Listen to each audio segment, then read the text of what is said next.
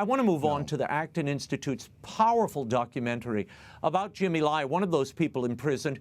It's called The Hong Konger, Jimmy Lai's extraordinary struggle for freedom. And the movie is available now at freejimmylai.com. Since its public release last week, I know it's gained over 600,000 views across all available languages, over 4 million hits on social media. How did this project come to be, Father? Why did you all initiate this?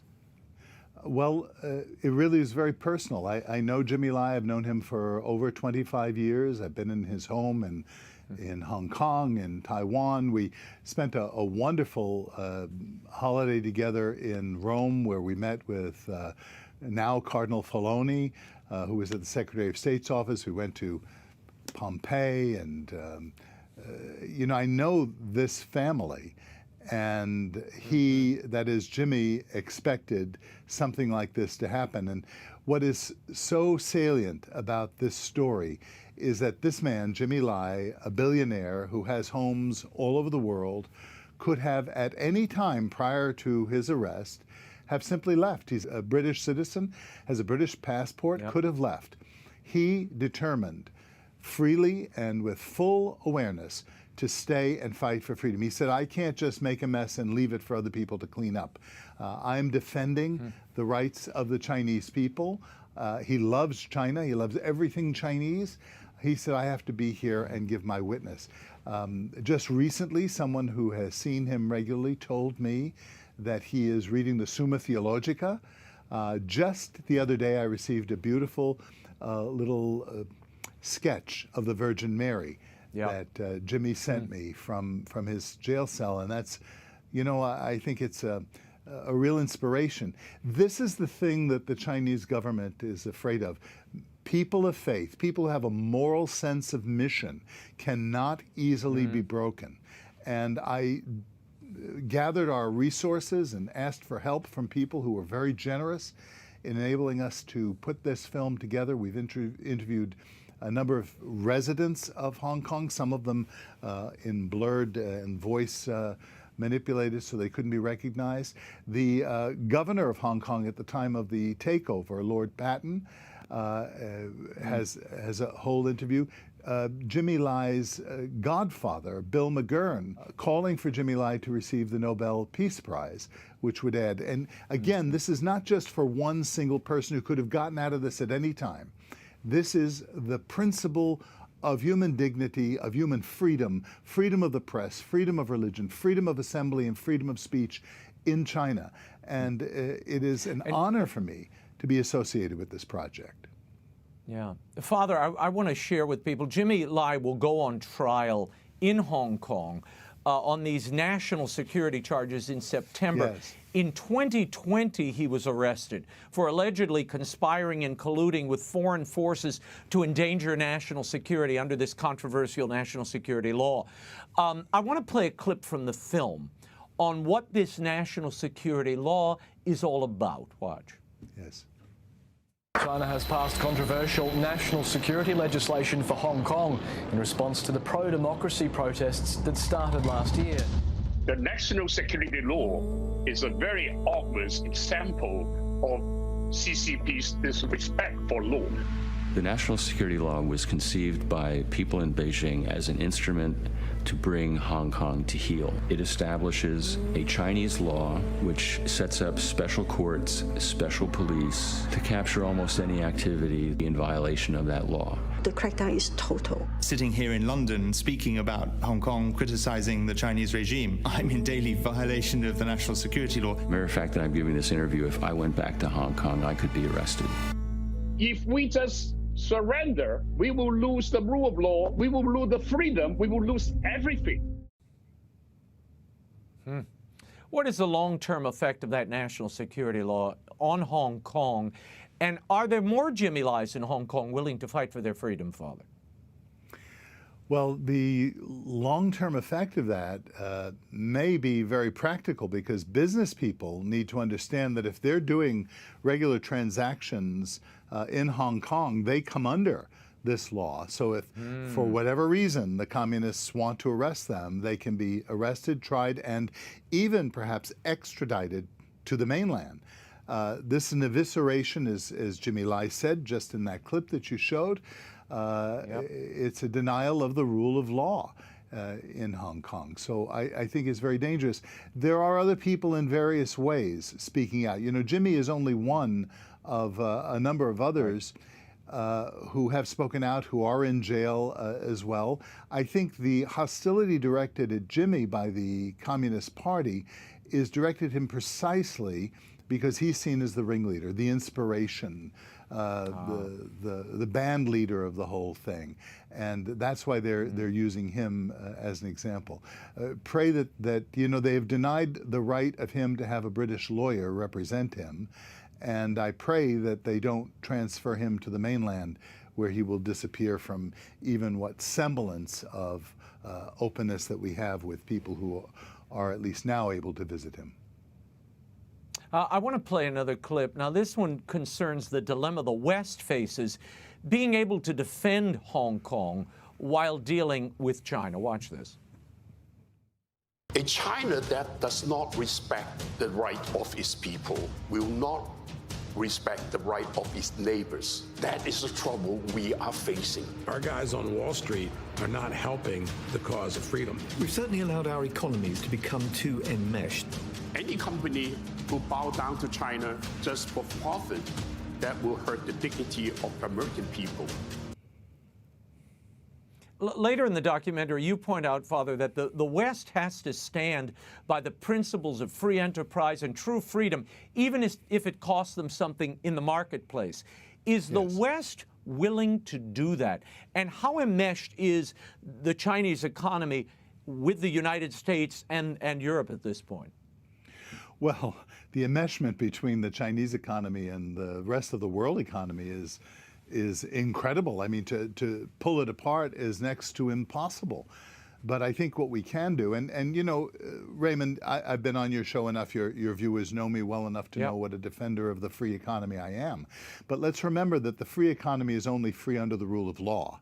It's not just savage capitalism we're talking about. It's a free enterprise that is rooted in the right of contract, private property, and under the governance of law. And when China wants to have a free economy without law, then we have a very dangerous situation. And everyone who engages in enterprise with China, or with Hong Kong even, is risking their own goods and services, which can be confiscated at any time, and even, as has already been pointed out, even their personal freedom, if the whim should strike the rulers of the Communist Party. Father, should we sever trade relations with China? You know, Ronald Reagan cut off trade with Russia. There was no trade during that Cold War. Should we kill most favored nation status with China at this point, given the egregious human and religious rights abuses?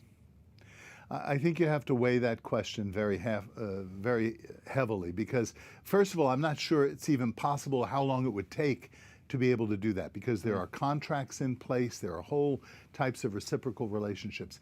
But let's say we did that. Would this further isolate and disable us from having contact with people so that we can know more of what's going on, so as to be able to protest and place pressure? I don't know. I think the question is a very delicate one and a very difficult one, especially as China now begins to make relations with other nations like India, like Brazil, like Venezuela, like, you know, other nations throughout the world, and their entrance into the markets in Africa, the building of bridges and the setting up of loan systems that obligate ports, especially ports. They're buying their way in, and these Western governments are more than happy to allow them to pay to play. And the dominance of the Chinese then in those markets where they take over the ports, they take over the train station, because the poor countries in Africa and elsewhere can't afford to repay the loans. This is a scheme. And I worry the United States is facilitating all of this and paying for the destruction and enslavement of people. this is very dangerous, and if not facilitating, at least allowing it to go on with any kind of competition. Why aren't our businesses competing with Chinese businesses, making more lucrative offers to invest in this? Let's step back for a moment and remember the desperation on the part of China. They are under a demographic winter that is about to set in about 10 years, and that's the result of the one-child policy, which they can't compensate for. They can't fix this thing overnight. They've attempted to now. They've abolished the one-child policy. But what does that mean? That means that most young people in China have no cousins. It means that because of the abortion situation in China, that most of the aborted children have been females because males were considered more lucrative, a better investment. So you have these men without women. This is an untenable situation, so they have to expand their markets, because remember that the human person is really the agent of creativity, and when you limit the number of human beings, you're impoverishing yourself. And I think the Chinese are beginning to realize this, so they're expanding very quickly, or attempting to expand very quickly. But a number of these nations now, people I've spoken to in Africa and recently in Brazil, are growing very wary of what's happening and the kinds of contracts that are in place that would enable the Chinese government to have control of ports and things like that. Yeah. On Monday, the All-Party Parliamentary Group on Hong Kong published a report following a 3-month-long inquiry into media freedom in Hong Kong, urging the UK government to treat the case of Jimmy Lai, who is a British citizen, as a political priority and to pressure Hong Kong authorities to release him. The report was critical of the British government for making, quote, barely a whisper in response to the arrest of a British citizen on false charges. The report called on the UK government to, quote, speak publicly about Lai's case, apply targeted sanctions against those responsible for Lai's arrest, and provide Lai with consular support, and use its seat at the UN Human Rights Council to raise his case and those of pro-democracy activists. Do you think there will be more attention brought to the case of Jimmy Lai by the UK and the UN after the release of this report? I think this report is very helpful in raising the concerns, and I'm particularly edified by the delineation of very concrete, practical things that can be done in Jimmy Lai's defense. And remember, it's not just Jimmy Lai that we're defending, but the people of Hong Kong. And I think if some similar path could be taken by other European governments, including now the United States government, which has been relatively silent on it, the Vatican has been relatively silent on it, I think this is the effort behind this film, The Hong Konger, to get people to go on the social media and begin pressuring their politicians. And especially if in October, Jimmy Lai and Cardinal Zen and the others who were arrested receive the Nobel Peace Prize, it will raise global consciousness about what's happening in China that affects, as I said before, religious liberty, liberty of the press, liberty of assembly, all of these liberties and the rule of law as a whole. Yeah, it's amazing to me. We talk about democracy and we have to defend democracy in Ukraine, yet our Chinese brothers and sisters are taken to the slaughter, marched into camps, sent to prisons, and no one raises any objection. I mean, why haven't we heard more public outcry, particularly from the UK and the United States, about what's happening in Hong Kong and Jimmy Lai and other journalists who were in prison there? Well, you know, this is the question we've asked over and over again during the Cold War. I mean, it took a while for people to understand who Alexander Solzhenitsyn was, who Sharansky was, and these other freedom fighters. And this is where we're at right now. We're articulating this. We're calling for people to stand in solidarity with the Chinese people being persecuted by the communist government. So you're doing your job, Raymond, by airing these kinds of things repeatedly on your show.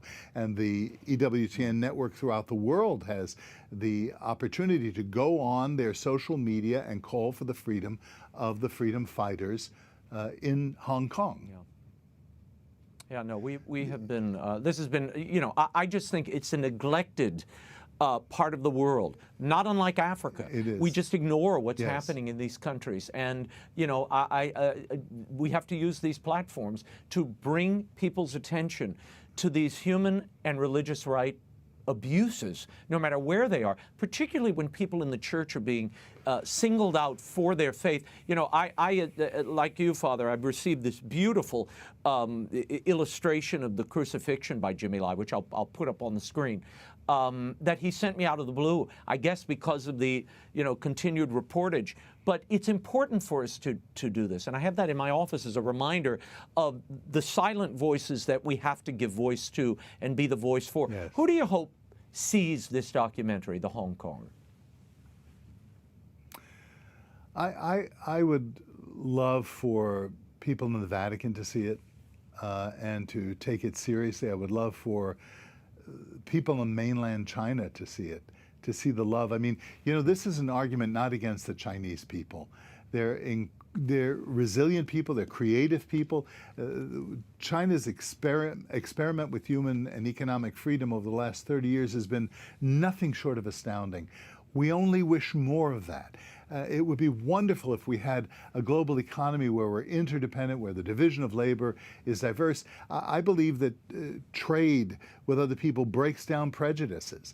And it may very well be that part of the silence is just that people don't know, or maybe they have innate prejudices against Asian people. I think these are the kinds of things that can be broken down so that we can have a mutual prosperity, that we can enrich each other. I hope the people of China will see this documentary. Yeah. Well, I hope everybody takes a peek at it. It's called The Hong Konger, Jimmy Lai's extraordinary struggle for freedom, from executive producer Father Robert Sirico and the Acton Institute. It's available now at freejimmylai.com. You should take a look at it. Father Sirico, thank you for being here, and God bless Jimmy Lai. Thank you, and Raymond. all those imprisoned for their faith and, Yes. and for their impulse to freedom. Thank you. Yes, thank you.